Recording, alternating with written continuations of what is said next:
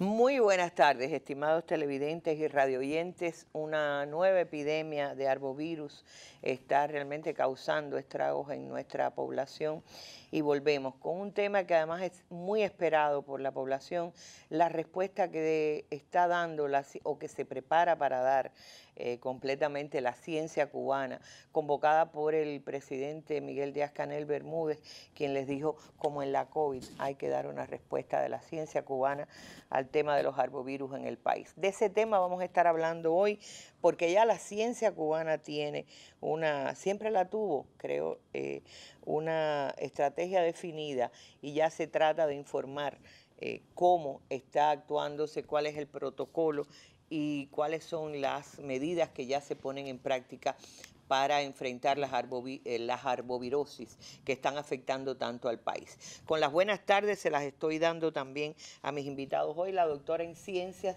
Iliana Morales Suárez es la directora nacional de Ciencia e Innovación Tecnológica del Ministerio de Salud Pública. La conoce muchísimo, recuerden, cuando el COVID y todas las reuniones. Gracias, Iliana.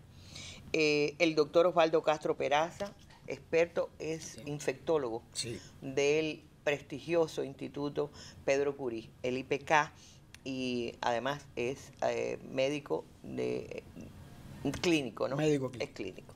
Y está con nosotros, vuelve. Era presencia habitual, la hemos perdido un tiempo, la doctora Lisette López González, doctora en ciencias también, es jefa del Grupo Nacional de Pediatría del Ministerio de Salud Pública. Bienvenida. Gracias. Y una de las afectadas con el chikungunya que está en nuestra mesa. La doctora María del Carmen Domínguez Horta, líder científica, creadora de Jusvinza. Gracias por estar. Todo el mundo está esperando cuando ella va a hablar, a ver qué dice de Jusvinza y cuánto puede aportar al enfrentamiento del momento que estamos viviendo. La bienvenida a ustedes, la atención a este tema, creo que no hace falta convocarla, es algo que nos preocupa a todos en el país. Así que los saludo, los invito a incorporarse a nuestro diálogo y ya empieza la mesa redonda.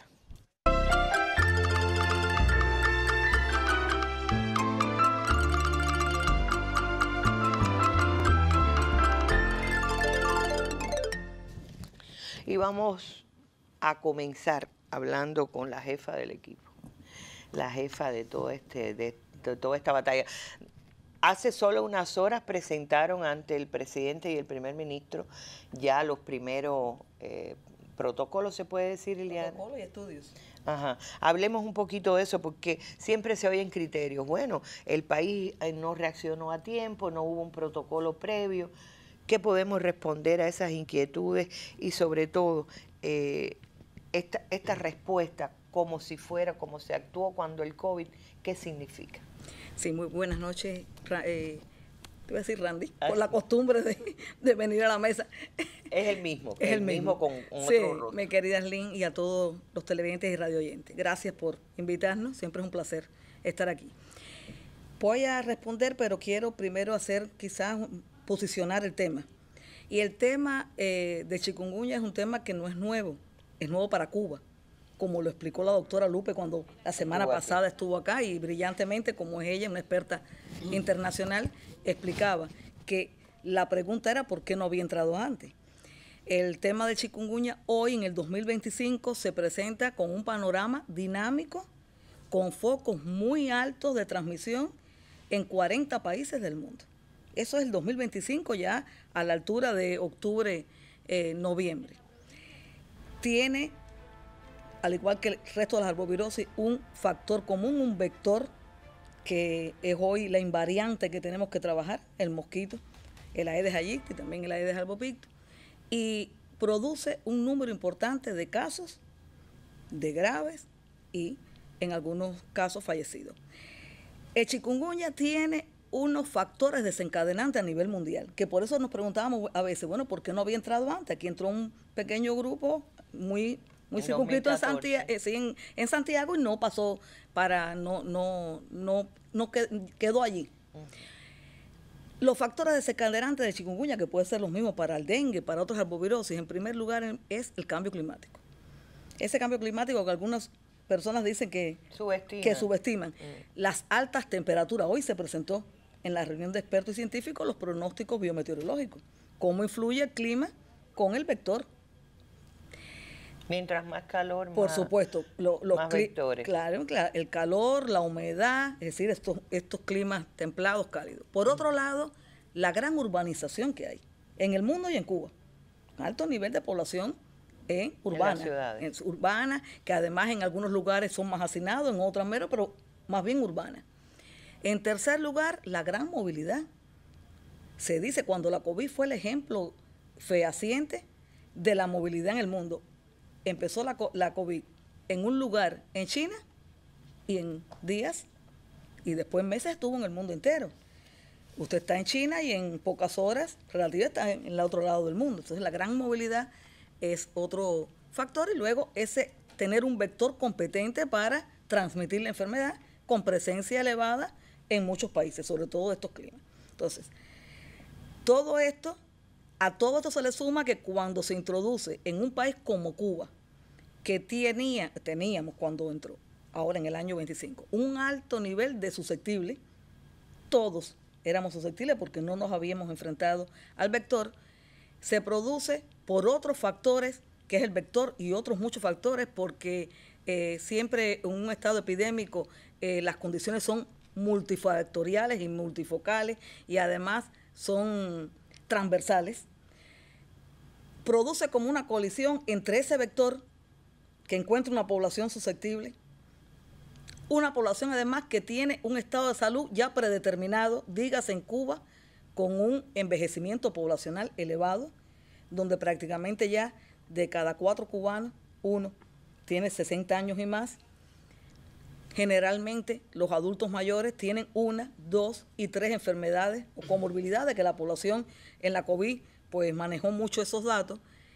Y también se le une, procesos, el ambiente con situaciones que comprometen y además crean la situación para que el vector pues se reproduzca. Entonces, eso crea una... Estamos hablando de la falta de higiene, como explicó aquí la doctora Lupe Guzmán. Exactamente. Que es la basura acumulada, el agua recogida sin taparse, otras prácticas. Exactamente. Cuando esos 4 factores se unen, producen una colisión y entonces aquí se encontró esa población tan susceptible y evidentemente, es los números elevados que tenemos de incidencia de la enfermedad. Ahora, como bien planteabas, teníamos ante nosotros una enfermedad que sí era conocida. Después va a hablar el doctor Osvaldo, y que tiene un protocolo general conocido en las guías de práctica de muchos países, que es un protocolo, que le llaman protocolo 1. Para nosotros el protocolo 1, mejorado ya el 1, más cubanizado, pero protocolo 1, donde... El que se toma de las prácticas. Exacto, la misma práctica de la COVID. Yo les recuerdo a nuestra población, que la hablamos muchas veces en esta mesa redonda, yo siempre digo que nuestra población es muy, muy conocedora de estos temas y que nuestra población, lo comentaba hoy con los periodistas cuando terminamos la reunión del presidente, fue un arma importante de trabajo con nosotros, porque conocía el protocolo, porque trabajó en las medidas preventivas, porque sabía lo que tenía que hacer. Y en este caso, y se hizo exactamente lo mismo. Cuando la COVID, el protocolo 1, que lo teníamos cuando no había llegado el primer caso a Cuba, era con las mejores prácticas que tenía China. China, más o menos lo que se había podido publicar, y alguna otra cosa que había salido de la OMS. En este caso, el protocolo 1 de nosotros era lo que se conocía, porque es una enfermedad que lleva muchos años y que luego el doctor Osvaldo va a profundizar. Se nos da la tarea, por supuesto, que la ciencia entre, porque además tenemos la obligación moral y además tenemos la capacidad y la responsabilidad de entrar. Cuando digo la ciencia, siempre me gusta aclarar que la ciencia es de Cuba, no es la ciencia del Ministerio de Salud. Claro. Y ese es un tema muy importante. El comité de innovación que se creó en la COVID, que sigue funcionando porque después pasó a temas más estratégicos, no COVID, como fue el cáncer, las enfermedades crónicas no transmisibles. Recuerdo que eso fue una de las ganancias de aquel comité? Es decir, que se quedaría trabajando en otros. Por supuesto. Entre ellos el Juvinsa para la... El Juvinsa para la artritis reumatoide. Otros productos muy innovadores para el cáncer. En fin, sigue trabajando el comité. Nunca se desactivó. No, nunca se desactivó con los mismos componentes y se manda a buscar, en dependencia del tema, lo que pasa que con un ritmo ya mensual, cuando la COVID era diario y por horas. A partir de aquí se activa el comité con ese ritmo y se está haciendo ya con una frecuencia tremenda y con una velocidad tremenda, al igual que en la COVID, de traer racionalidad científica de propuestas. Todos ellos son miembros del comité, racionalidad científica de por qué se propone una intervención, por qué se propone un estudio, se valora. Cuando hay que hacer esa racionalidad, lleva un ensayo, como se va a explicar hoy, Juvinsa, pues rápidamente se organiza el ensayo, se presenta al CENME, que es la autoridad reguladora, porque lo que sí somos muy respetuosos de los elementos éticos, la ética de la investigación en seres humanos, y de los elementos regulatorios. Para nada el ritmo acelerado significa que nos saltamos ningún componente ético, que es para el tema de la investigación en seres humanos es muy detalloso y además clave, ni el regulatorio. Y cuando no lleva ensayo clínico, que estamos hablando de intervenciones sanitarias, estamos hablando de estudios que no lleva a ese nivel, pues se aprueba e inmediatamente se va a organizar en el terreno e inicia. Es decir, es esa doble condición. Ahora, creo que hay una lámina, por favor, si la ponen, la primera lámina exacto. Esta lámina, mi querido doctor Durán, la semana pasada. Bueno, estamos viendo una en pantalla y otra aquí. Sí. Si nos ayudan, por favor, con la lámina. Bueno, si puede ir explicando. No, la lámina es una que trajo yo la semana pasada. Durán la trajo porque nos interesaba que vieran que ya la ciencia había arrancado, y las personas, los televidentes que nos están viendo, verán que ya se aumentó el número de investigaciones con relación a lo que la semana pasada teníamos. Y el ritmo es, fíjense que esta semana se aprobaron 5 nuevas investigaciones y tenemos 9 investigaciones en preparación. Y no son investigaciones todas puras. Fíjense que hay desarrollo de nuevos productos, hay estudios clínicos, hay ensayos clínicos ya propuestos, hay intervenciones sanitarias complejas y hay investigaciones. Porque, Arlene, nosotros tenemos el deber de conocer más el chikungunya en Cuba, claro, y sacar nuestras propias conclusiones y sacar nuestras publicaciones, porque eso, también lo dijimos cuando el Europuche, es una contribución de la ciencia cubana a la ciencia mundial, que se agradece cada vez que hay un fenómeno de este tipo y los científicos pueden sacar experiencias, publicar sus experiencias, publicar sus estudios. Entonces, esta es la carpeta D+D+I, que estamos trabajando. I+D+I. Investigación, desarrollo e innovación. Ahí hay de todo. Ahora, lo único que me queda un poco de duda, cuando se habla de intervenciones sanitarias complejas. Voy a explicar. Ajá. Por ejemplo, las intervenciones sanitarias las hicimos cuando la COVID, las vamos a hacer ahora, algunas van a empezar en horas. Estamos proponiendo centrarnos en el adulto mayor y estamos empezando estas intervenciones sanitarias por La Habana. Y en La Habana no por todos los municipios al mismo tiempo, sino por una estratificación en relación a la situación epidemiológica que tiene cada municipio. Una intervención sanitaria compleja que vamos a empezar en horas es la aplicación de la biomodulina T a adultos mayores en las edades entre 70 y 74 años. Eso es para inmunodeficiencia. Es un inmunomodulador que todo el estado general y toda la inmunidad que se trajo varias veces, seguro que se va a traer en breve, y estamos ya ahora en estos momentos precisando por qué municipio se comienza y va a ser escalonado.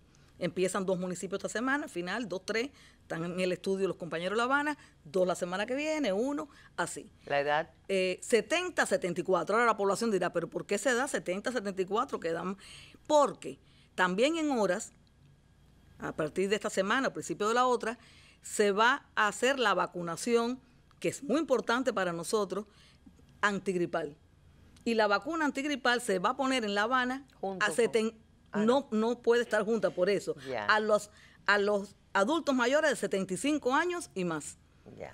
Se va a poner también, igual que en otras ocasiones, a pacientes de los hospitales psiquiátricos, de los centros médicos psicopedagógicos, a los hogares de ancianos, y entonces esa población va a estar beneficiada de esta intervención antigripal, que para nosotros es muy importante porque además todas las enfermedades relacionadas con los virus respiratorios, la neumonía, la influenza, etcétera, para nosotros es muy importante. Esa población va a estar tanto en la comunidad como en los centros sociales cubiertas por la antigripal. Entonces, decidimos que ese fragmento de 70 a 74 lo cubriéramos con biomodulina.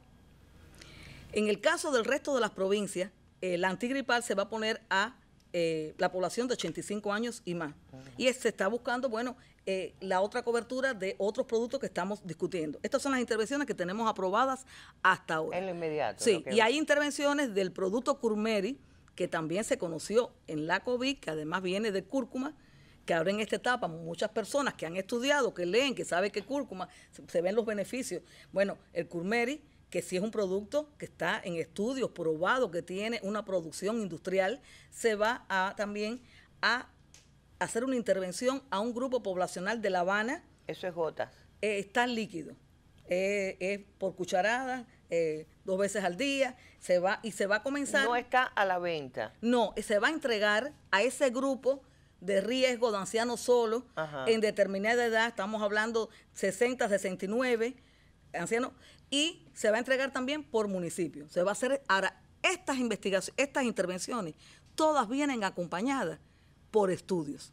Pues nosotros no podemos desaprovechar para este grupo de medicamentos buscar data. Entonces, en el caso de biomodulina, se va a aplicar de conjunto con otro medicamento que se llama Timalin, que es muy parecido a la biomodulina, es un medicamento que entró de donación con los mismos principios de la biomodulina, se va a aplicar unos en unos municipios, otros en otros, los dos tienen los mismos parámetros, las mismas condiciones, pero se va a aprovechar para hacer un estudio en un policlínico de La Habana con el uso de ambos y se busca más data y eso viene muy bien tanto para nuestro producto como para el producto de importación. Así el Curmeri, se va a hacer un estudio también en el IPK, porque se están estudiando, se sigue profundizando su efecto antiviral o su efecto antiinflamatorio. Es decir, lo que le quiero decir a nuestra población es que en la medida que vamos ampliando intervenciones sanitarias, vamos calzando investigaciones que le den más fortalezas a esos productos. Claro, sí. Esa es la misma lógica que va a plantear ahorita María del Carmen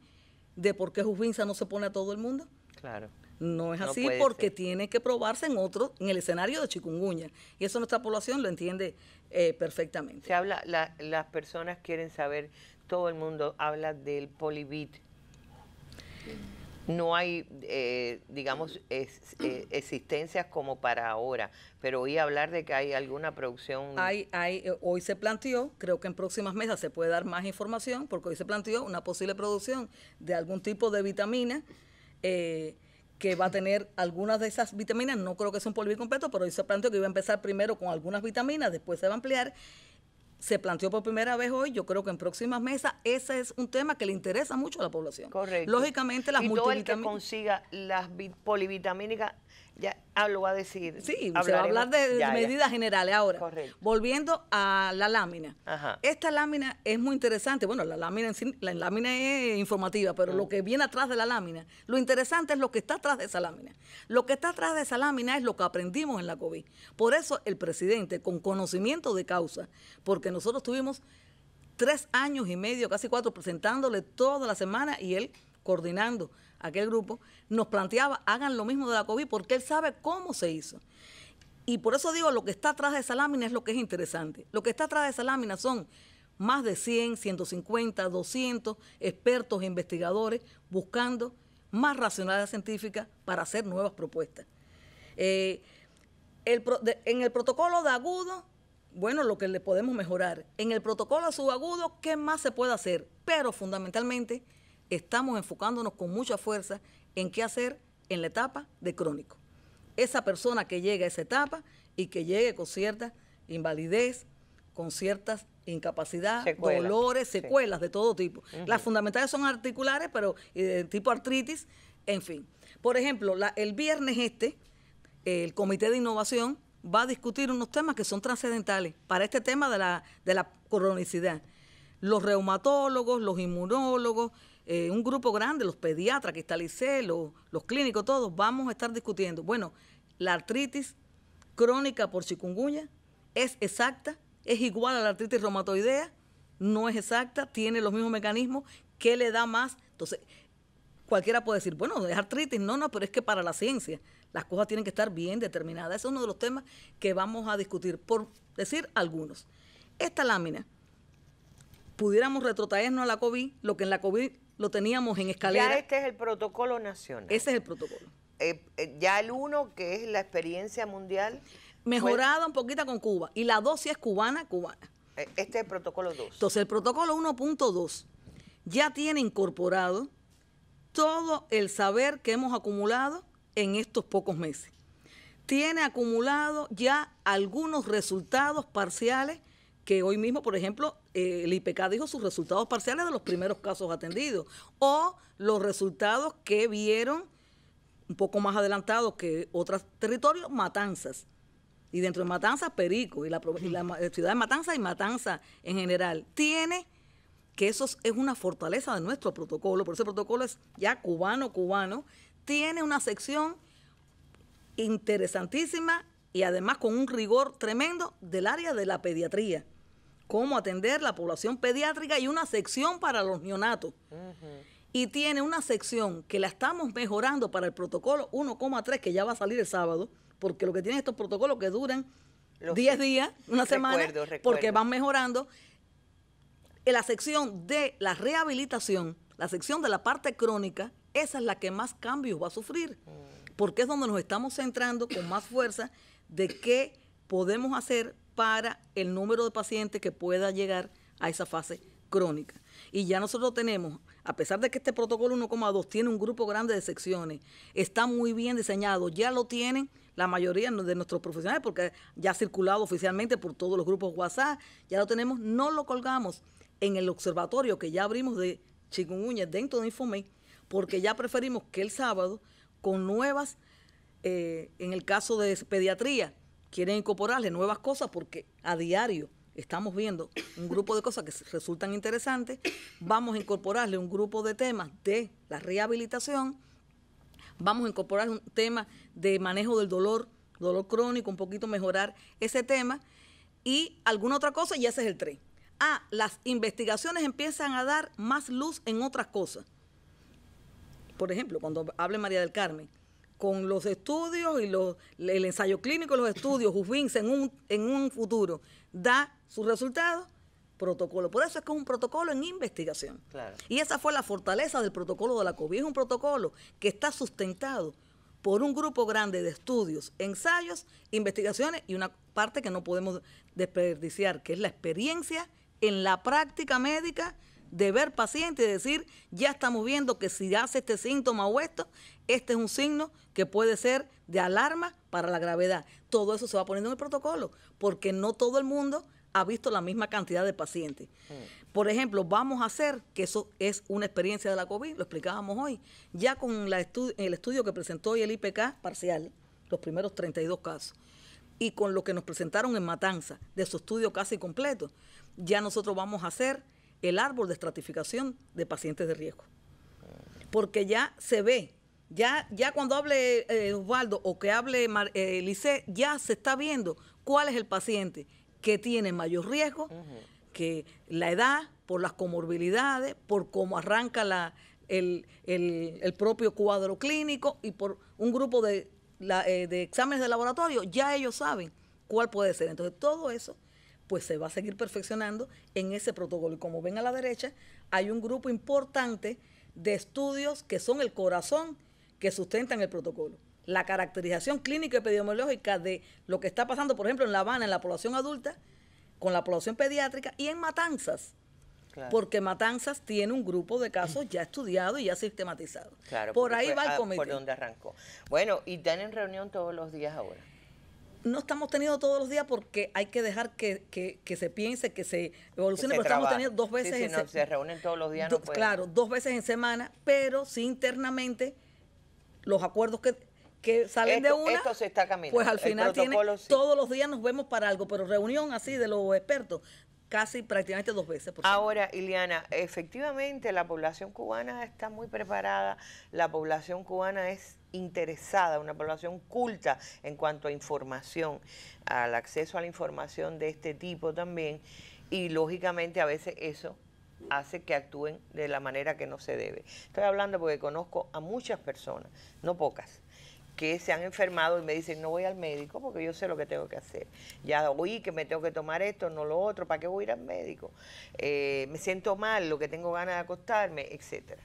Entonces yo digo, Osvaldo y el IPK, los estudios, yo estaba oyendo hoy en la reunión con el presidente, estaba impresionada porque además ese salón que ustedes llenan allí, cada uno mejor preparado, y entonces pienso yo en eso, no se tiene toda la información porque todo el mundo no va al médico, a pesar de que se ha insistido en eso.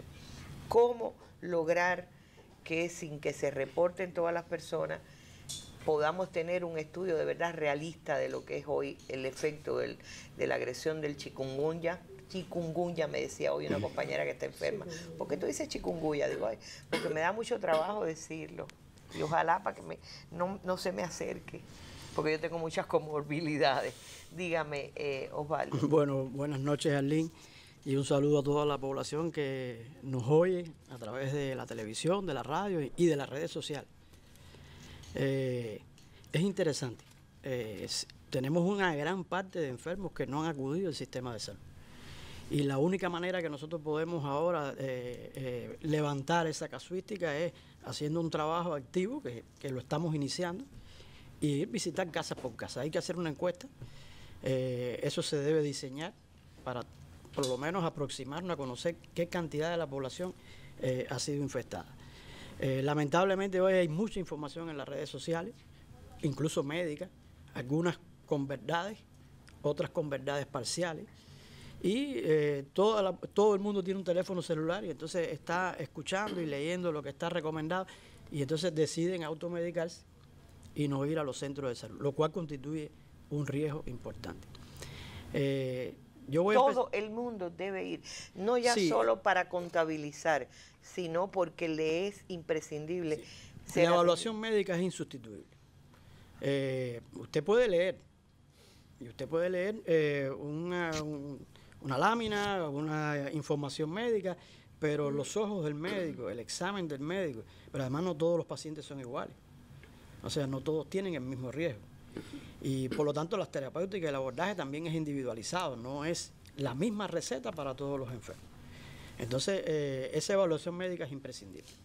Y nosotros estamos preparando a nuestros médicos, por eso la estrategia de capacitación, para que todos hablemos un mismo lenguaje. Pero sí es imprescindible la atención médica, no solo para la notificación, porque es que mejora las prácticas médicas. Entonces yo creo que ese es un tema que hoy, como decían ustedes, la población cubana está preparada, tiene conocimiento del uso de los fármacos, tiene acceso al uso de los fármacos hoy por vías no oficiales, sin receta médica, y por lo tanto hay una recomendación y van y lo buscan, lo compran y lo comienzan a tomar. Eso tiene su riesgo, y tiene riesgo incluso para la vida. Y yo creo que eso es un mensaje importante que tenemos que transmitir hoy. Riesgo para la vida porque hay personas con muchos riesgos que se está quedando en su casa y su vida corre peligro. Yo creo que ya eso es suficiente para decirle que la atención médica es fundamental. Yo hoy conversaba con Iliana y le decía, es verdad que chikungunya es nuevo para Cuba, además inesperado.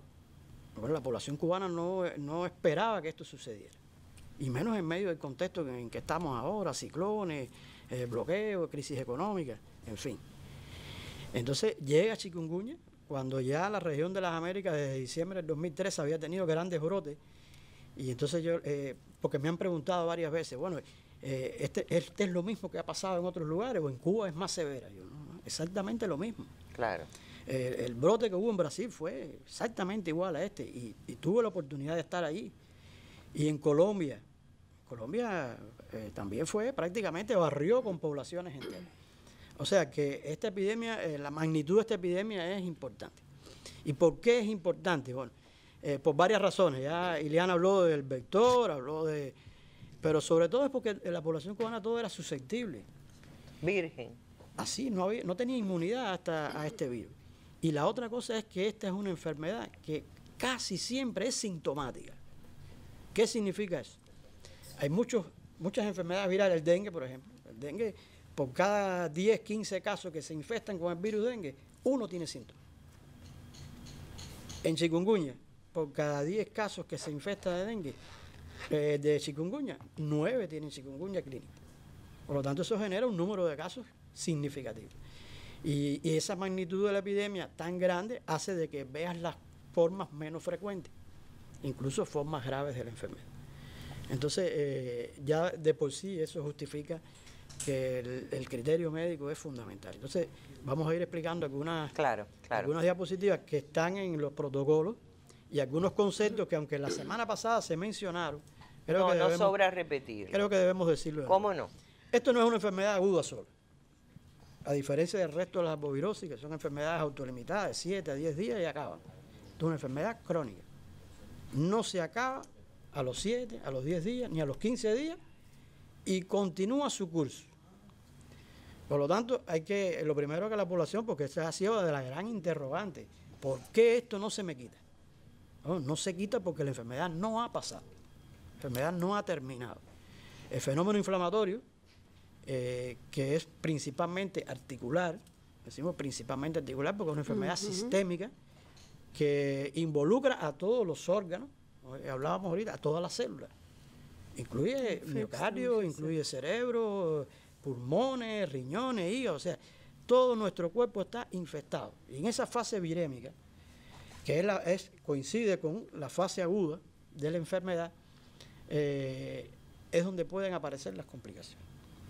Entonces, yo voy a ir resumiendo, o sea, los síntomas clásicos, los que han enfermado, no tengo que recordárselos, es una enfermedad que comienza bruscamente.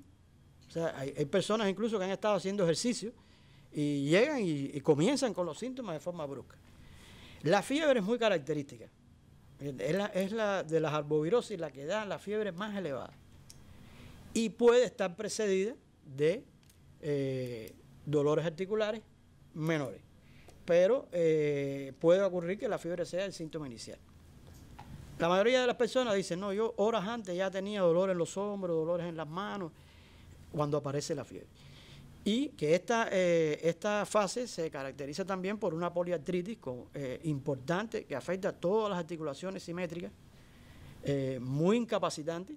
El enfermo con chikungunya los 2, 3 primeros días está prácticamente postrado. No se puede mover, no se puede movilizar. Y no puede realizar sus actividades normales, incluso las actividades de higiene o la cocción de alimentos. Cuando una familia está toda afectada, realmente el problema es bastante serio. Hay una erupción cutánea que quizás, no se diferencia mucho de otras arbovirosis, pero en lo particular, afecta mucho la cara. Sí. Afecta mucho la cara. Pone roja. Recuerda mucho las enfermedades del colágeno, del lupus eritematoso.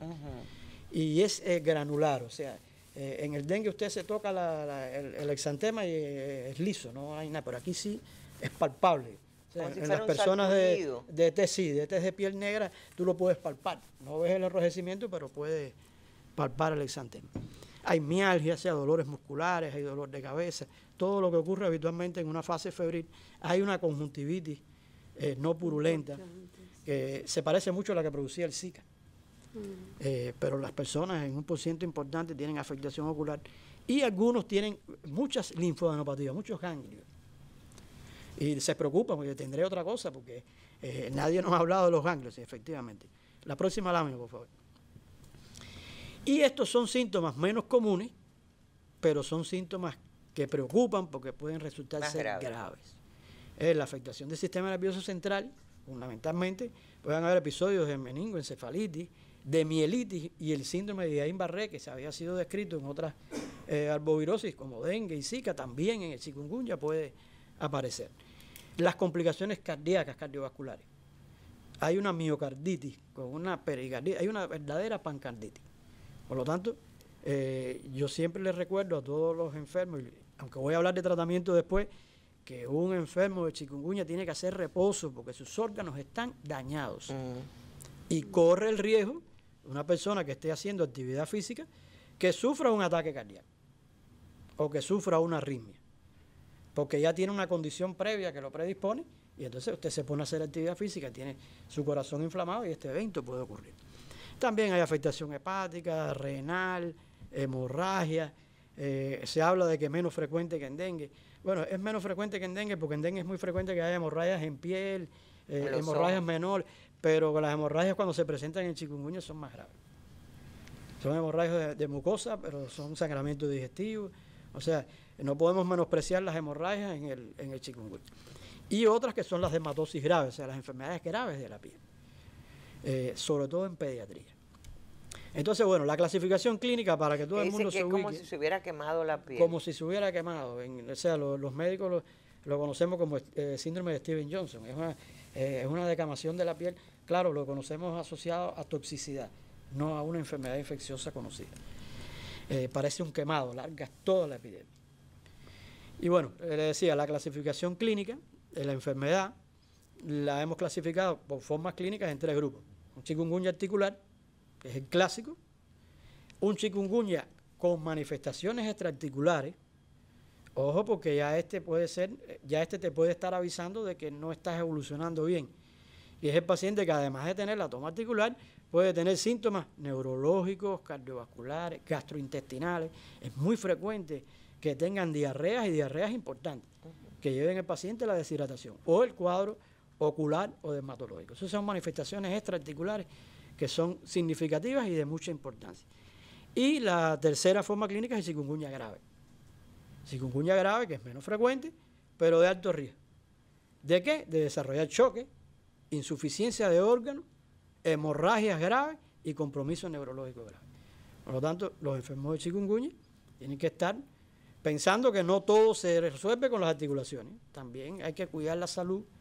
No todo, el autocuidado empieza por ser responsable en acudir al médico y algunos dicen, no me duelen las muñecas ni los tobillos, no tengo son los peores, porque cuando los síntomas articulares son realmente inaparentes, entonces y discapacitan menos, entonces somos más atrevidos a la hora de estar, incluso con chikungunya, haciendo actividades que realmente no debemos hacer.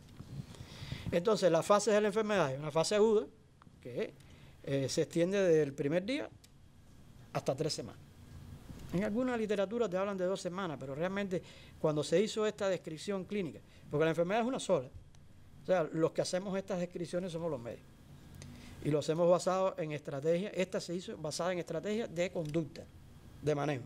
O sea, en la fase aguda se maneja de una manera, en la fase posaguda se maneja de otra manera, claro, y en la fase crónica de otra manera. Que son los tiempos los que van a decir cómo incorporar las estrategias terapéuticas. Entonces, la fase aguda, como ya habíamos explicado, fiebre alta, dolor articular, la mayoría de los pacientes mejoran entre 7 y 10 días aproximadamente, y ahí ocurre un fenómeno de mejoría, pero que es una mejoría que puede ser transitoria. Y entonces empieza la enfermedad de forma intermitente. Y las personas dicen, bueno, volví hacia atrás. Esto vira de nuevo. Es que va evolucionando de forma intermitente. En la medida que usted toma medicamentos, hace reposo, mejora, vuelve a hacer actividad y vuelve a recaer. O sea, porque la enfermedad aún se mantiene activa. El fenómeno inflamatorio aún está presente. En esta fase es donde pueden aparecer las formas graves. Por lo tanto, ojo, porque la fase aguda, la característica fundamental es que el paciente tiene que estar bien vigilado por un médico, ya sea en un ingreso domiciliario, porque las personas se pueden atender, la mayoría se puede atender en el hogar, pero tiene que tener una atención médica. Y otros requieren ser hospitalizados para vigilar la presencia de los fenómenos graves. Los fenómenos graves se ven fundamentalmente en las edades extremas de la vida. El niño pequeño, menor de 1 año, que después el ICE va a hablar de esto, es más vulnerable, su sistema inmune es más inmaduro, sus tejidos son diferentes. El niño pequeño no es un adulto en miniatura, realmente tiene características morfológicas que lo caracterizan. Y el adulto mayor, sobre todo después de los 65 años, porque los adultos mayores prácticamente todos no son hipertensos, son diabéticos, son obesos, tienen malos hábitos alimentarios, o sea, hay una enfermedad vascular subyacente, aunque no la sepamos, y entonces eso predispone a los procesos inflamatorios crónicos a que tengas mayor riesgo de hacer enfermedad grave. Entonces, estos son los factores de riesgo de ser enfermedad grave. Yo rápidamente le digo las edades extremas, ya lo mencioné, las comorbilidades crónicas, también las hemos ido mencionando, la inmunodepresión, cualquier enfermedad que produzca inmunodepresión, incluso los pacientes que tienen tratamiento con corticoides, con esteroides, por eso... Sí, que creen que el sí, esteroide que ya están salva. protegidos y no, realmente están inmunodeprimidos. Y la fase virémica, que está en la fase aguda, usted no puede inmunodeprimir a la persona, porque ahí hay una lucha para erradicar el virus, porque los efectos patogénicos fundamentales en esta etapa son por acción viral directa. Después se unen los fenómenos inmunomediados, o sea, el sistema inmune tratando de luchar contra todos esos antígenos, partículas virales, entonces también provoca daño. Pero en la etapa aguda, la etapa virémica es el efecto viral, y nosotros no debemos modificar la respuesta inmune en esa etapa. El embarazo y por supuesto las coinfecciones. Hemos visto coinfección con dengue, hemos visto coinfección de chikungunya y dengue a la misma vez, pero además con influenza, con enfermedad tipo influenza. Y entonces tienen más riesgo de hacer neumonía, otras complicaciones que produce la influenza. La próxima. Y bueno, las etapas posagudas y crónicas. La posaguda de 3 semanas a 3 meses. ¿Por qué? Porque en esta etapa el enfermo generalmente ya no va a tener criterio de gravedad, ya él no va a agravar. O sea, es una tranquilidad que le doy a todos los que están en la etapa posaguda. Ya es poco probable de que vayan a tener... Después del 10º día. No, esto es después de la 3ª semana. 21 días. Aunque el riesgo mayor de tener complicaciones graves es en los primeros 10 días. Sí. Entonces, en esta etapa, que dura hasta 3 semanas, la persona lo que va a tener es o reaparecen los signos inflamatorios articulares o persisten los signos inflamatorios. Y se mantiene de forma intermitente. Por eso las personas dicen, esto volvió hacia atrás, estaba mejor y volví de nuevo. Y afecta a todas las articulaciones simétricas, ¿no? Las manos, los tobillos, las rodillas, las temporomandibulares, las mandíbulas, la columna cervical, la lumbar, o sea, prácticamente todas las articulaciones están afectadas. Y el fenómeno inflamatorio y la discapacidad es muy importante. Y entonces ya es una persona que piensa de que ya tiene que incorporarse a trabajar, porque además tiene una presión social grande. Tiene que cuidar a su familia, tiene un centro de trabajo, tiene que sustentar a la familia. Y la vergüenza. Y entonces no pueden, y realmente no pueden. Lo intentan, van, se incorporan y regresan otra vez con un problema serio. Aquí yo quiero detenerme y decirle a la población, que yo sé que están angustiados, hay que mantener la calma, hay que ser ecuánime. Es difícil decirle eso a una persona que se siente mal. Pero la experiencia que tenemos del resto de los países, aquí prácticamente estuvo con brotes todo el Caribe, Centroamérica, el Cono Sur, y la experiencia que hay en todos esos países es que esto va a pasar. O sea, que en un periodo, la mayoría va a mejorar en 3 meses, en un periodo menor de 3 meses. Ay, vamos a tener un fin de año. Y entonces, ya esto va a ser historia para contar. Hay otro pequeño grupo que no sabemos cuál va a ser en Cuba, que va a ir a la cronicidad. La cronicidad tampoco es igual que la fase posaguda. Todos no van a la cronicidad. No, todos no van a la cronicidad. La inmensa mayoría en un periodo de 3 meses va a resolver. Aquellos que van a la cronicidad es que después de 3 meses persisten algunos síntomas, sobre todo de sinovitis. Es dolor, no tanto la inflamación articular como el dolor por la sinovitis, que también te produce impotencia funcional porque duele. Derrame de líquido sinovial, o sea, la sinovia, no tanto la articulación. Y eso lleva a un abordaje terapéutico diferente. Y entonces ahí los reumatólogos sí nos tienen que ayudar muchísimo. Porque ahí el comportamiento se parece mucho a las enfermedades reumatológicas habituales que ellos enfrentan, como la artritis reumatoide, otras formas de artritis reactiva, etc. Y bueno, esa sería la fase crónica. Pero bueno, transmitirle a la población que entendemos la angustia, sus deseos de mejorar y poder incorporarse a su vida normal, pero que hay que mantener la calma, hay que seguir asistiendo a las consultas médicas, cumplir los planes terapéuticos, y esto al final va a pasar. La próxima. Bueno, esto rapidito, son los criterios de ingreso hospitalario. Esto es una información para médicos. Sí. Pero la población tiene que saber que, porque a veces está en su casa y la consulta con el médico es hasta el día siguiente, y entonces tiene que saber que la fiebre elevada y persistente por más de 3 días de evolución es un criterio para ser hospitalizado, porque no es la forma habitual. La que no cede ante el paracetamol. No, ella, a ver, la fiebre en la etapa esta de los primeros 2, 3 días, no cede a veces con ningún antipirético.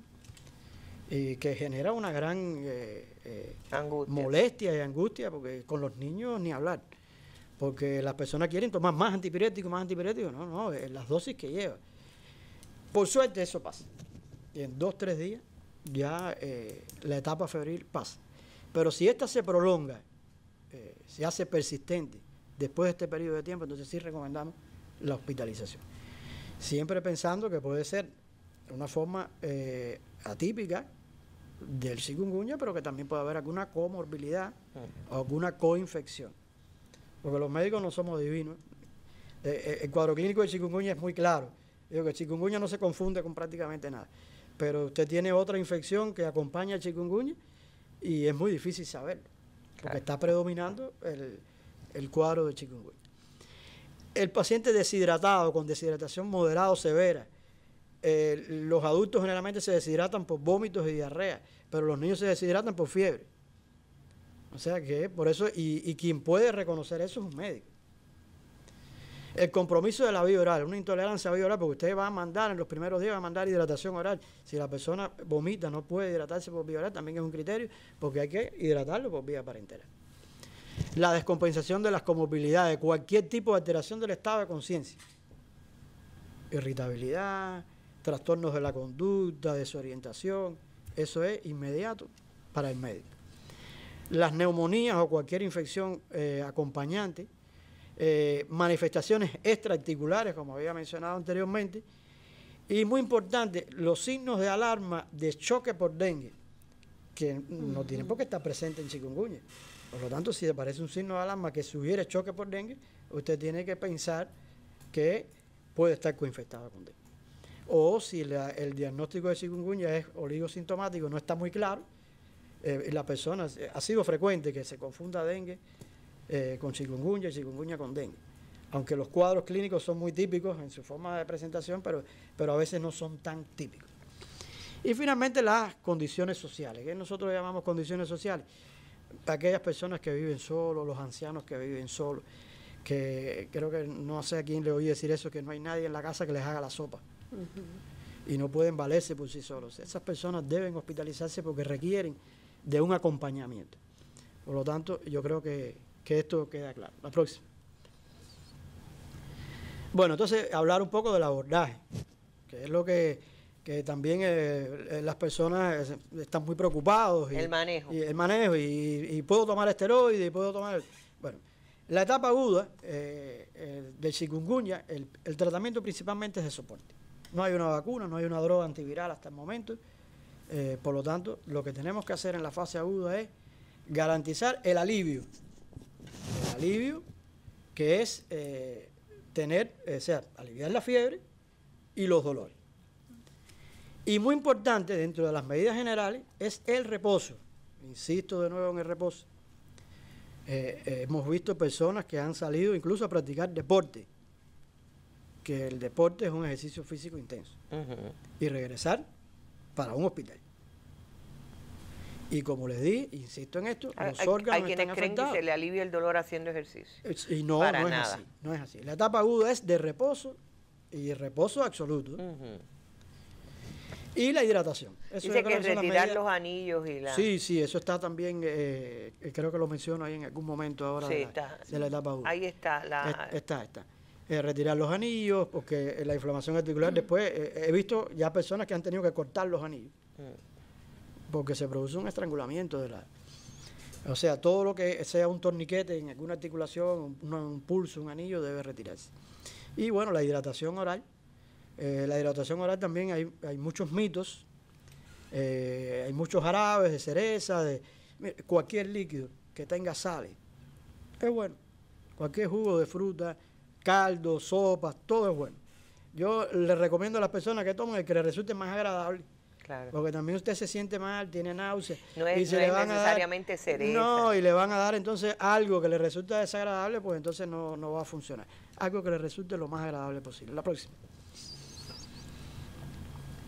Entonces, el tratamiento de primera línea del dolor en la fase aguda es con paracetamol y dipirona. Única y exclusivamente. Aquí no podemos hablar aún ni de antiinflamatorios no esteroideos, ni podemos hablar. Y de segunda línea, cuando usted no tiene el efecto deseado con dipirona y paracetamol, entonces puede usar tramadol, codeína, que tienen efectos opiáceos leves, pero que combinados, incluso existen formulaciones donde ya vienen juntos, son útiles para aliviar el dolor. Las personas realmente se alivian, aunque no totalmente, porque el dolor es muy significativo. Están contraindicados en esta etapa los esteroides y la aspirina y no se recomiendan los antiinflamatorios no esteroideos por diversas razones. Ibuprofeno, por ejemplo, cero. Por diversas razones. Tienen efectos cero. antiagregantes plaquetarios, producen gastritis, hay mayor riesgo de sangrado. Exacto. O sea que no hay... Y no va a modificar la historia de la enfermedad. Exacto. No la va a modificar. La próxima. Entonces, en la posaguda. Bueno, la posaguda, el objetivo fundamental es frenar la progresión del dolor y la inflamación. En base a eso van a ser las conductas terapéuticas. ¿Qué debemos considerar en esa etapa? Que es muy importante. Primero, la situación clínica, la comorbilidad que tiene la persona, su estatus socioeconómico, los signos y síntomas y las molestias que tiene. No todas las personas son iguales. El diagnóstico diferencial con otras enfermedades reumáticas, porque en medio de una epidemia de chikungunya puede haber artritis reumatoide, como ocurre normalmente en condiciones normales. Y es necesario hacer pruebas, o sea, no es necesario hacer pruebas de imágenes. A veces las personas creen que tienen que hacerse radiografía, no es necesario para las conductas terapéuticas. La próxima. Entonces, ¿cuáles son los medicamentos aquí ya en la etapa posaguda, después de los analgésicos? Bueno, el uso de los antiinflamatorios no esteroideos. Que los antiinflamatorios no esteroideos, cuando se van a usar, hay que usarlos bien. No es, me levanto, tengo dolor, tomo ibuprofeno. Usted lo tiene que tomar regularmente, a las dosis que están recomendadas, por un periodo de 7 a 10 días.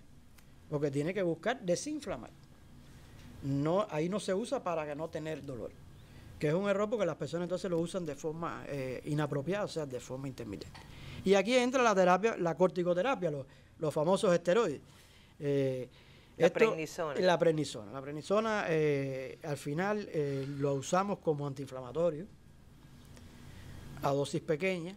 O sea, no lo usamos a dosis como la usamos en otras enfermedades. Y solo durante 5 días. Y solo durante 5 días, de 10 miligramos generalmente. No todos los pacientes tienen que tomar corticoides. Hay que hacer una evaluación personalizada de los casos. Unos lo pueden tomar y otros no. Unos lo necesitan, otros no lo necesitan. Y en otros lo pueden necesitar, pero el riesgo es muy grande porque tienen eventos adversos y fenómenos que realmente provocan otras enfermedades. Por lo tanto, hay que tener mucho cuidado. Y finalmente, bueno, mencionarle que ya sobre todo para la etapa crónica, se usan los fármacos modificadores de la enfermedad. Esto sí se lo dejamos los reumatólogos. Sí. El uso de metotrexate, eso es como un quimio. Sí, se usa como quimio, pero es un inmunosupresor. Sí, por eso. Pero que en reumatología ha tenido un impacto tremendo. Sí, lo conozco. Sobre todo en la artritis reumatoide. La próxima. Entonces, bueno, está la fase crónica. En la fase crónica lo más importante ya es los grupos multidisciplinarios, los psicólogos, los reumatólogos, grupos de atención directa al dolor. Y yo creo que ojalá llegue a la menor cantidad de personas posible, porque el objetivo fundamental es evitar la progresión, o sea, la evolución potencialmente destructiva de la articulación y mejorar la calidad de vida de los pacientes. La próxima creo que es la última. Entonces, el chikungunya grave, solo para mencionárselo, ya había hablado de ello, es menos frecuente, produce choque, insuficiencia de órganos, hemorragia o compromiso neurológico grave, y las manifestaciones clínicas que pueden indicar un mayor riesgo de progresión a estas formas graves son estas: la fiebre alta que se mantiene de manera persistente, por eso dije por más de 3 días. La falta de apetito, el compromiso de la vía oral y de cualquier causa, la deshidratación severa, la astenia marcada. ¿Qué es astenia? El decaimiento. Ah, sí. Decaimiento eso marcado. Lo tienen todos. Sí, pero no el decaimiento marcado que no puedes incorporar. Que no tienes ganas de levantarte. Es la postración claro. excesiva. La persona que quiero cama. Cama porque no puede levantarse. Y las fatigas y las lipotimias, o sea, los desmayos. Sí. Los desmayos pueden ser benignos, por crisis vasovagales, pero los desmayos pueden ser por fenómenos cardiovasculares, por lo tanto, ante una fatiga, ante una lipotimia, pues hay que pensar en formas graves, hay que ir al médico. Yo creo que esto era lo que yo les traía. Me quedó hablarle de las vitaminas. Ajá. Las vitaminas... debemos tomarlas siempre. Los cubanos todos tomamos vitaminas. Cuando aparece. Esta es una enfermedad que tiene un compromiso de los nervios periféricos. Ajá. Igual que la artritis reumatoide. Cuando hay inflamación, los nervios periféricos están comprimidos. Y entonces tienen manifestaciones de parestesia, adormecimiento de las manos, los pies. Y para todos estos fenómenos, las vitaminas, sobre todo las que tienen de la serie B, las que tienen B1, complejo B, realmente mejoran, alivian y generan un bienestar. Eso es ciencia constituida. Esa sí no está prohibido nunca. Esa no está prohibida y no tiene contraindicaciones. Doctor, un millón de gracias. Y ya estoy viendo que estos fragmentos se pondrán en YouTube y podremos también, quien quiera saber, luego buscar la intervención tanto de Ileana como del doctor Osvaldo. Gracias. Vamos a ver un reportaje de una intervención. ¿La fumigación es una intervención? La fumigación es una actividad imprescindible en esta lucha antivectorial. De control de vectores, pero que es corazón de del programa de lucha antivectorial. Vamos. En la provincia de Granma, el paso del huracán Melissa y las consiguientes inundaciones provocaron cambios ecológicos para el desarrollo de vectores. Influyeron factores como el aumento de depósitos con agua, la aparición de nuevos criaderos naturales, así como viviendas cerradas por prolongado tiempo ante la imposibilidad de acceso de sus moradores. Ante tal escenario, existe en la provincia un incremento del riesgo de transmisión. De igual manera, aumentó la cantidad de pacientes con síndrome febril inespecífico en los municipios de Bayamo, Río Cauto, Cauto Cristo y Jiguaní principalmente. Por tal motivo y en correspondencia con el plan de medidas para la prevención y enfrentamiento a las arbovirosis, son implementadas acciones en los 13 municipios de la provincia. O sea, vamos a trabajar con un tratamiento adulticida intradomiciliario, un tratamiento focal que es la batización de todos los depósitos y estamos haciendo tratamientos extradomiciliarios que es con el equipo de alta productividad en el cual pasa por fuera de las viviendas en horarios por la tarde y en horarios tempranos para eliminar el mosquito que está fuera de las viviendas. Las autoridades sanitarias granmenses enfatizan en la necesidad de la incorporación del pueblo y las organizaciones de masas para el saneamiento ambiental.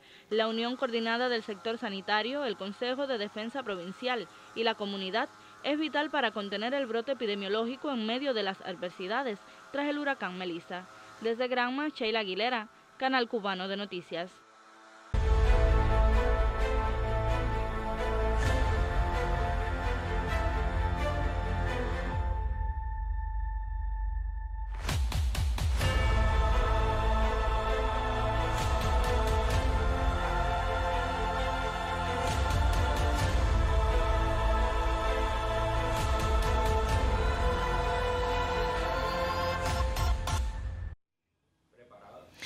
Lisset, desde que hoy Durán dijo en la revista Buenos Días que hay 63 personas en gravedad por la chikungunya y que están en UCI, ¿no? En terapia intensiva, y que de ellos 19 eran menores de 18, pero tengo entendido que son menores aún. ¿Cuál es la situación real hoy de la pediatría frente a esta enfermedad en Cuba?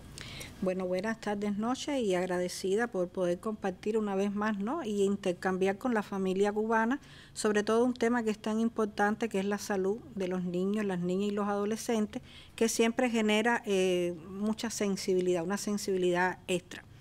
Y precisamente iba a iniciar la charla con una pregunta, que era si se enfermaban las niñas, los niños y los adolescentes, y realmente se enferman.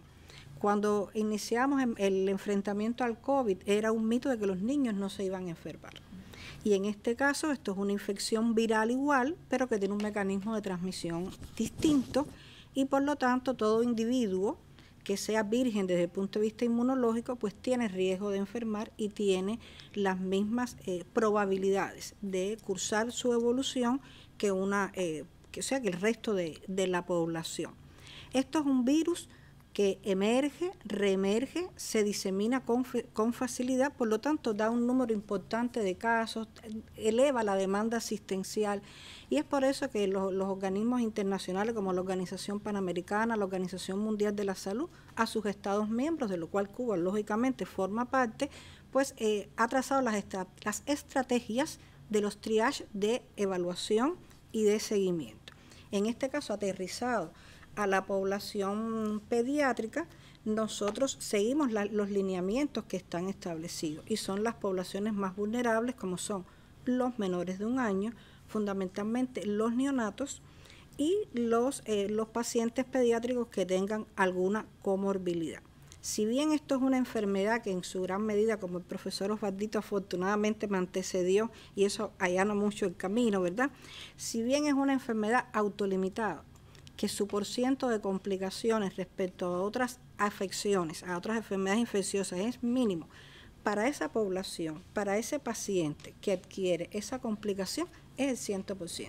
Claro. Para su familia, para su entorno, para la unidad asistencial. Y con esa mirada, cómo Cuba organizó su triage de tratamiento y los criterios de ingreso en la población pediátrica en nuestro país, se basaron en todos los pacientes menores de 2 años. Las guías muchas recomiendan los menores de 1 año.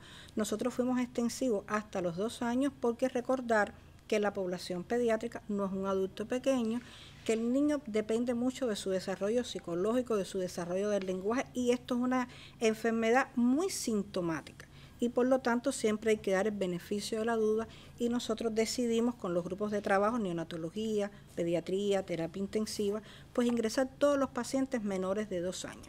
Y los pacientes mayores de 2 años que van a tener estoy hablando de ingreso hospitalario, los pacientes mayores de 2 años que van a tener un ingreso hospitalario son los pacientes que tengan alteración del triángulo de evaluación pediátrica. ¿Qué es el triángulo de evaluación pediátrica? Es una herramienta muy sencilla donde usted con solo ver, usted sabe si su paciente está enfermo y cuán grave puede estar, que es solo verlo, la apariencia, la coloración, cómo respira, que son elementos que para la práctica médica son cotidianos, no requieren ningún insumo, no requieren ninguna tecnología sanitaria, solamente el examen físico.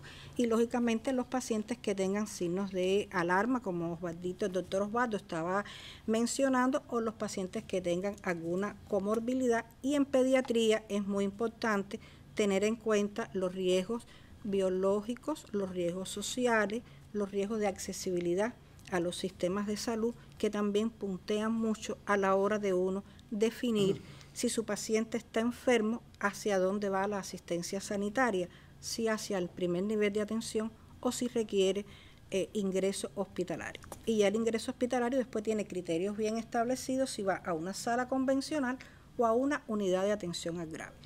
Las guías reportadas, tanto el CDC como la OPS, la OMS, como la había comentado, hacía alusión a los menores de 1 año. Nosotros, esto, como decía la doctora Iliana, es un protocolo que va sobre la marcha, es un protocolo que es asistencial, pero que a la vez, va con una visión de mucha investigación y de mucha mirada clínica, porque hay una frase, sobre todo en los cuidados intensivos pediátricos, que dice: mira tu paciente, mira tu entorno, mira tu hospital, mira tu comunidad, ¿verdad?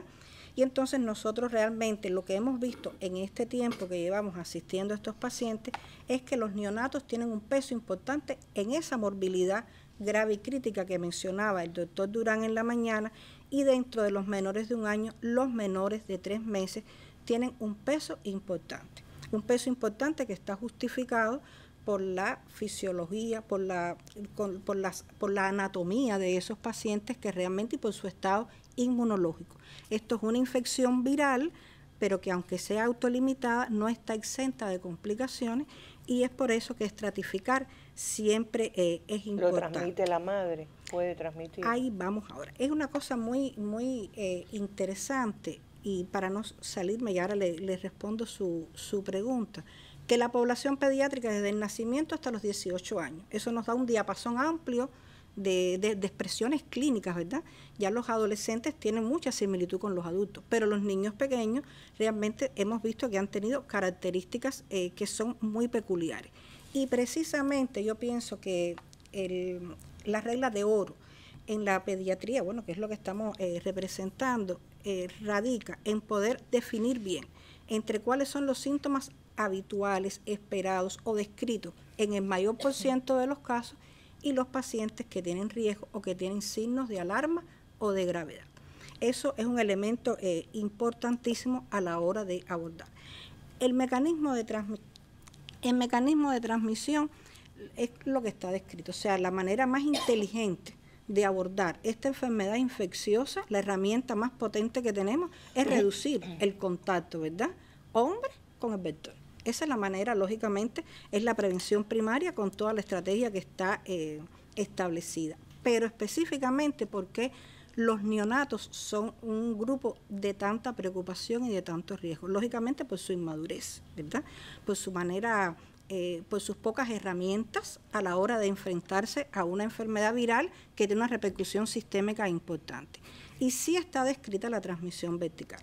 Sí está descrita la transmisión vertical cuando uno revisa las publicaciones, como decía el doctor Osvaldo, aunque para nuestro país esto es una enfermedad novel, no es así para la región ni para muchas latitudes, ¿verdad? Y entonces está descrita la transmisión vertical. Nosotros próximamente ya tendremos estudios que se están haciendo por el grupo de neonatología en los neonatos, por pediatría, donde se está estableciendo cuáles son los principales nexos epidemiológicos que justifiquen la fuente de infección. Eso es importante. Decir, cuando usted dice infección vertical es que el niño puede nacer del vientre de su madre ya contagiado. A ver, eso es un tema igual que hay que dilucidar. O sea, sí, no es que esté establecido. La infección intraparto, eso es un capítulo aparte. Lo que sí está descrito, o sea, sí, inclusive ya vamos teniendo evidencias, es que sobre todo una gestante que esté en el momento del parto o muy cercano al parto, en su fase virémica, los neonatos tienen una alta probabilidad de ser infectados. Inclusive la literatura reporta, y ya nuestro país va teniendo su evidencia propia, o sea que ya vamos a ir contando nuestra propia evidencia, es que aparentemente pueden nacer sin síntomas o sin signos, porque síntomas no, sin signos, pero en muy pocas horas pues pueden aparecer el cuadro clínico de estos pacientes. Referirnos fundamentalmente a las formas atípicas, porque como decía, las formas clínicas ya la población las conoce, hay mucho acceso a la información, siempre hacer un llamado a cultivarnos con una información que tenga una evidencia documentada, porque no todo lo que uno lee tiene una evidencia que justifique la veracidad de las enfermedades, etcétera, ¿no? Y sí, quería referirme a las formas atípicas porque son las formas que están descritas en la región, en los países de Asia, en los países que han tenido realmente epidemias que se asocian a las formas más graves, inclusive a las formas fatales de la enfermedad. Y esas formas atípicas que se han descrito son las formas fundamentalmente las neurológicas, como las encefalitis, los síndromes de Guillain-Barré, las convulsiones, dentro de las manifestaciones cardiovasculares, todas las pancarditis, como había hablado el doctor Osvaldo, las miocarditis, afectaciones renales. En nuestro país, en esa población pediátrica que ha requerido cuidados intensivos, que es lo que más hemos visto, que igual va a haber evidencia, o sea, van a haber estudios donde se van a poder dar ya datos, o sea, conclusiones sólidas de lo que hemos ido observando, que es lo que más ha golpeado, por decir de alguna manera. La forma típica que más se ha presentado en las unidades de cuidados intensivos, tanto neonatales como pediátricos, son las convulsiones de difícil manejo, las infecciones del sistema nervioso central. Osvaldo hacía referencia a que esto es un virus que toca órganos y sistemas, y es un virus que, aunque sea autolimitado, muy sintomático y muy largo en el tiempo su expresión. Y siempre hago alusión a un pensamiento de Osler hace más de 100 años, que decía que las afecciones en medicina son bien por el virus per se o por el daño que produce la infección viral aguda. O sea que esto en nuestro país es una infección nueva que nos abre muchos caminos en los cuales la investigación es fundamental.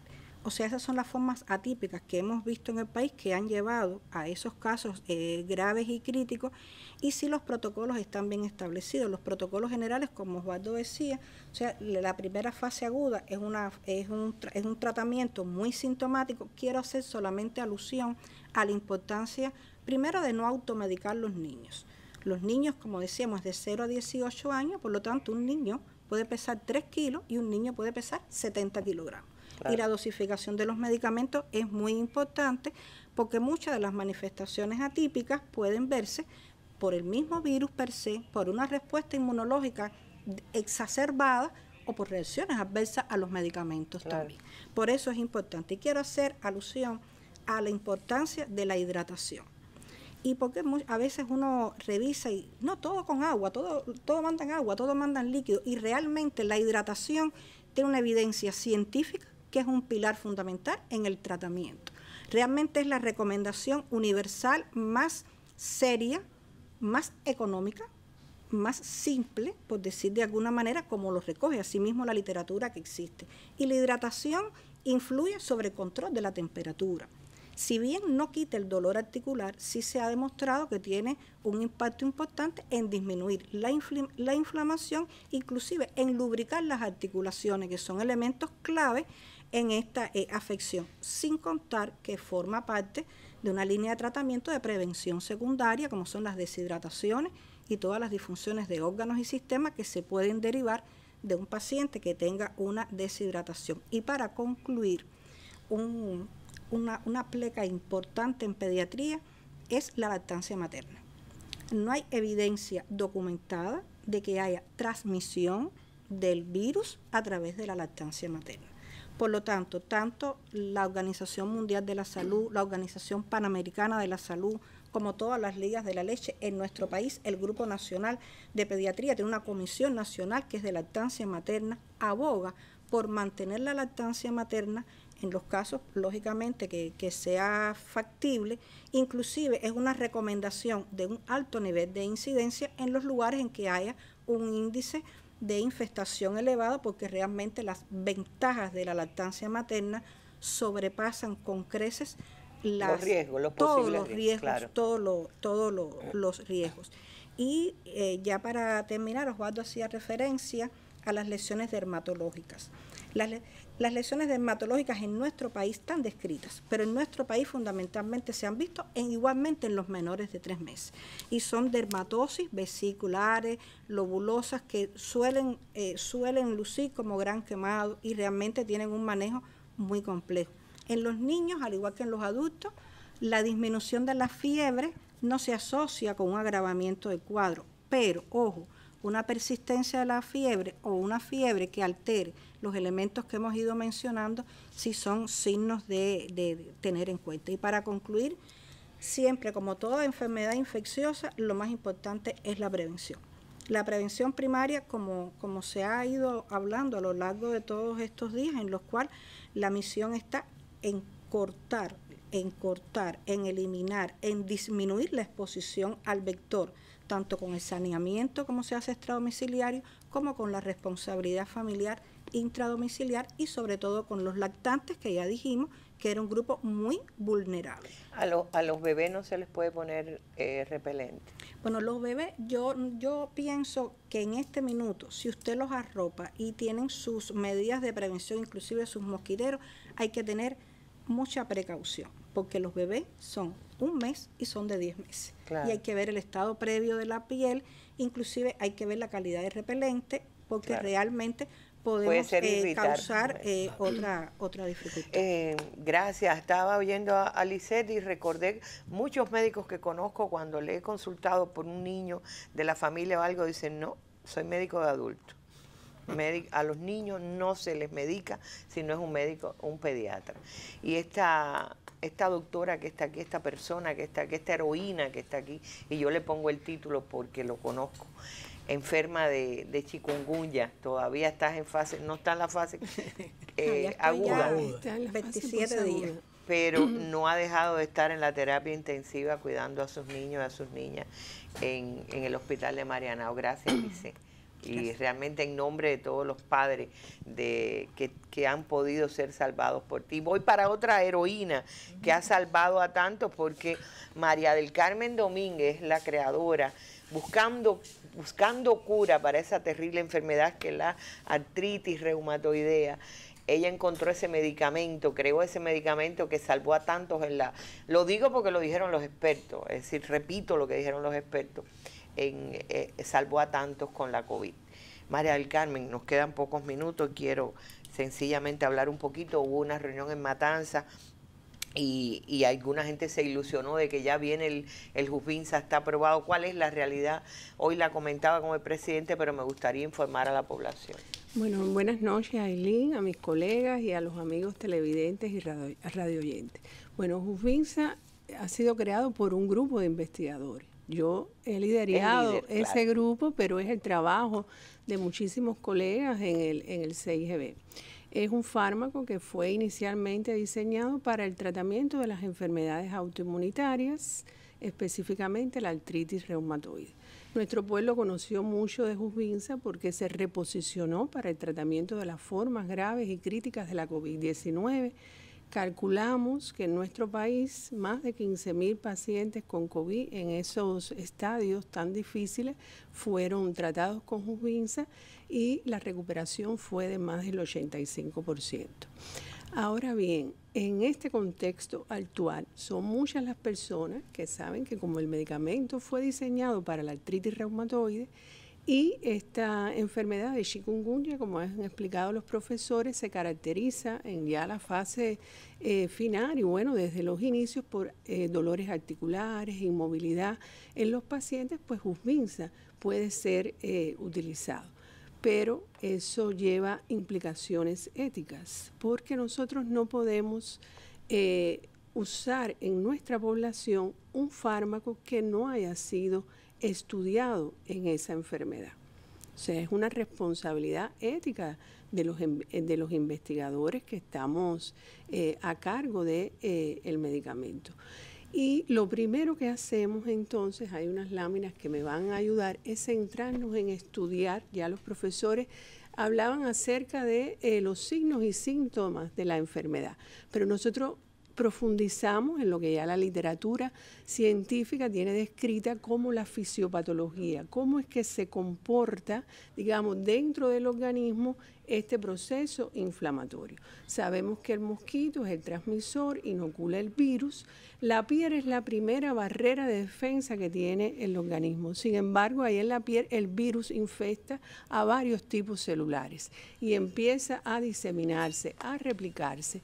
Invade la sangre en el proceso de la viremia y se disemina por varios órganos, incluyendo las articulaciones. Ahora, ¿qué ocurre molecularmente a nivel de las articulaciones?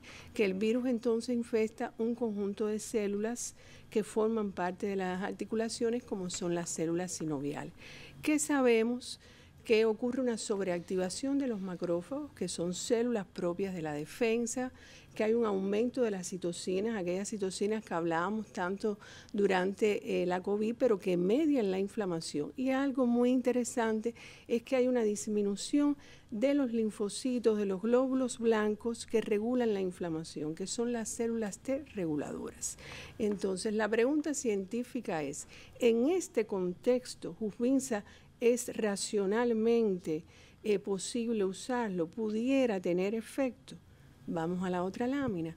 ¿Qué es lo que tenemos de Jubinsa? Jubinsa es un medicamento cuyo principio activo es un péptido inmunomodulador, un péptido que regula la magnitud de la inflamación.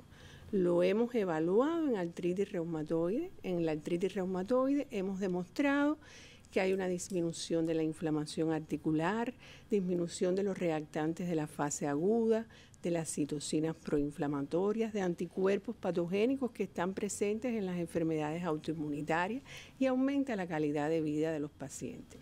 Nosotros en estos momentos en artritis reumatoide hemos desarrollado un ensayo clínico fase 1, fase 2, estamos terminando el fase 3 que está liderado por la profesora Dinora Prada en el Hospital Clínico Quirúrgico de 10 de octubre, es la líder científica para la artritis reumatoide. Y hemos también un estudio que se desarrolló con Jubinsa en el Oriente, que es el estudio Mariana, que más de 500 pacientes orientales se beneficiaron del uso. Fue un reto grande para el medicamento porque la hipótesis era que el 70% iba a mejorar la artritis a un nivel alto, o sea que tenían una artritis bien establecida. Sin embargo, más del 85% de los pacientes mejoraron. A su vez, en la COVID-19 nosotros demostramos que había disminución de la neumonía, del distrés respiratorio, se regulaba la tormenta de citocina, de esto hablamos en varias mesas redondas, había una disminución de los biomarcadores de inflamación y de coagulación, y eso aumentaba la sobrevida de los pacientes. Actualmente nosotros tenemos 2 estudios relacionados con los resultados de COVID en la neumonía grave adquirida en la comunidad que lidera el profesor Anselmo Aldo en el CIME, y otro estudio en distrés respiratorio que está terminando su fase 2 para tener el registro médico. En estos ensayos clínicos hemos demostrado un buen perfil de seguridad de Husvinza en el tratamiento de estas enfermedades. Ahora, ¿es seguro para el caso de chikungunya? Esa es la primera pregunta, porque los investigadores tenemos la responsabilidad ética de la integridad del paciente. Primero es la integridad, no hacerle daño al paciente. Por eso hay que hacer un estudio clínico y al mismo tiempo demostrar que tiene efecto terapéutico, porque no hace daño, pero no tiene efecto terapéutico, ¿por qué lo vas a usar? Entonces, sobre esas herramientas, la última lámina, por favor, ya nuestro grupo de clínica, de investigaciones clínicas del CIGB, al frente del cual está el doctor Julio Baldomero, ya elaboraron un estudio clínico con una hipótesis científica, con una racionalidad, ahí tienen el título, seguridad y efecto terapéutico de la administración subcutánea, va a ser por vía subcutánea como ocurre en la artritis reumatoide, para el tratamiento de los pacientes en la fase crónica. Ahí ven en rojo las letras resaltadas, el acrónimo del estudio es FENIX-2. El estudio va a ser, el objetivo fundamental va a ser evaluar la seguridad y el efecto terapéutico. ¿Cuáles son los objetivos principales específicos? Identificar y describir posibles eventos adversos asociados a Husvinza. Medir la evolución clínica de los pacientes, el dolor, la rigidez, la movilidad, analizar la calidad de vida. Y bueno, analizar también, evaluar los marcadores, los biomarcadores inflamatorios. Va a incluir 120 pacientes en el Hospital Faustino Pérez. Tuvimos un encuentro de Matanza. El grupo está muy bien preparado, la dirección con un gran apoyo. La investigadora principal es una reumatóloga, la doctora Marilivia Almendaris. Y el tratamiento de Husvinza va a incluir 9 dosis por vía subcutánea. Al mismo tiempo, este protocolo está ya en análisis en el SECME, en nuestra autoridad regulatoria, para evaluar el intercambio de lo que es la racionalidad, determinados detalles, porque detrás de esto hay toda una investigación bien profunda. Y estamos también preparando otro estudio para la etapa posaguda. Ese estudio va a ser liderado también por la doctora Dinora Prada, conocedora del producto para la artritis reumatoide. Los sitios clínicos van a ser 10 de octubre, el Hospital Luis Díaz Soto, el Navar y también el IPK. Ahora, si las hipótesis, nosotros como científicos consideramos que sí, que Husvinza puede ayudar a reducir el dolor, aliviar esa poliartritis, esas secuelas que quedan. Si esa hipótesis se corrobora con esos estudios, se incorpora a los protocolos, a la guía de actuación cubana. Es el mismo modo como operamos en la COVID. Teníamos una racionalidad científica, hacíamos estudios pilotos o estudios exploratorios, los resultados eran positivos y se incorporaban al protocolo de actuación. Entonces, esto sería una herramienta útil, un medicamento 100% cubano para nuestro pueblo y, ¿por qué no?, también un aporte de la ciencia cubana para otros países. Gracias, María del Carmen, gracias otra vez por todo lo que hace. Y ya me quedan 2 minutos o menos. Ileana, algo que no debe dejar de decirse respecto a todo este trabajo de la ciencia contra la chikungunya. 2 mensajes finales. Creo que los profesores han dado clases magistrales que la población, estoy convencida, que lo va a agradecer. El protocolo tiene los 3 escenarios, al igual que tuvo el de la COVID. El preventivo, el de terapéutico, que es el que más se ha avalado hoy, y el de rehabilitación.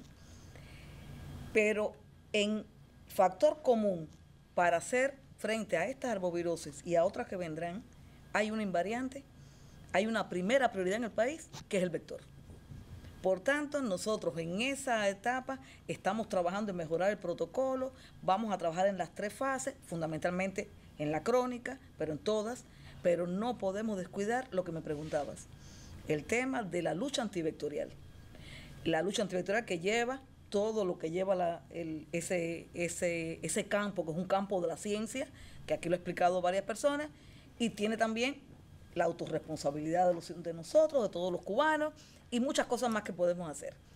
Y otro detalle, para los que ya vayan entrando en la fase esa crónica, ya en Matanzas y La Habana y los próximos territorios también, se están creando unos grupos multidisciplinarios que están funcionando, sobre todo en Matanzas, que lo van a iniciar en los policlínicos, integrados por reumatólogos, ortopédicos, rehabilitadores, psicólogos. Es importante que la persona que llegue esos 3 meses con esas manifestaciones vayan, porque de ahí los derivan. Usted puede tener algo de una artritis, usted puede tener algo psicológico, usted puede tener algo, y allí iremos montando, Arlene, entonces una etapa superior del protocolo en la fase crónica. Vamos a seguir llamando científicos al Comité de Innovación, la ciencia va a seguir buscando caminos para todo hasta esto. Los matemáticos van a entrar, el doctor Ginovar con todo un grupo más de expertos en los pronósticos, y la ciencia cubana hoy tenemos varios proyectos que no los dije acá porque nos gusta venir cuando ya están los proyectos en camino, cuando ya están en funcionamiento. Por tanto, vamos a regresar con muchas otras cosas que hoy nos hablaron acá, pero que hoy se están estudiando, están aprobadas y le vamos a estar diciendo a nuestro pueblo cuáles son los resultados en la medida que vayan culminando. Gracias, muchas gracias, porque la mesa redonda quiere ser siempre eso, el lugar, el transmisor de toda esta información tan valiosa. Yo creo que de parte nuestra queda ir al médico, informar, dar cuenta de eso, porque los ayuda a ellos también a hacer investigaciones más completas y sobre todo a contribuir en la higienización, en acabar con el mosquito Aedes aegypti. Yo creo que es algo que le debemos a Carlos J. Finlay, que el gran descubridor de quién era el transmisor de todo eso, si es cubano, tener nosotros en cuenta que podemos hacer nuestro pequeño aporte, cada uno de nosotros. No automedicarse. Cada persona es un mundo, como se dice en el caso del chikungunya, parece que más, y sobre todo con los niños. Muchísimo cuidado. Gracias de nuevo a los 4 por estar conmigo hoy en la mesa, y a ustedes nos despedimos con, recuerden, estamos en el siglo de Fidel, y hoy recordamos que el 19 de noviembre de 1996, cuando estuvo en Roma por la Cumbre de la Alimentación, Fidel estuvo en el Vaticano, se encontró con el Papa Juan Pablo II, y allí el encuentro en la Biblioteca del Vaticano. Esas son las imágenes con que nos despedimos hoy. Hasta un nuevo encuentro en la Mesa Redonda.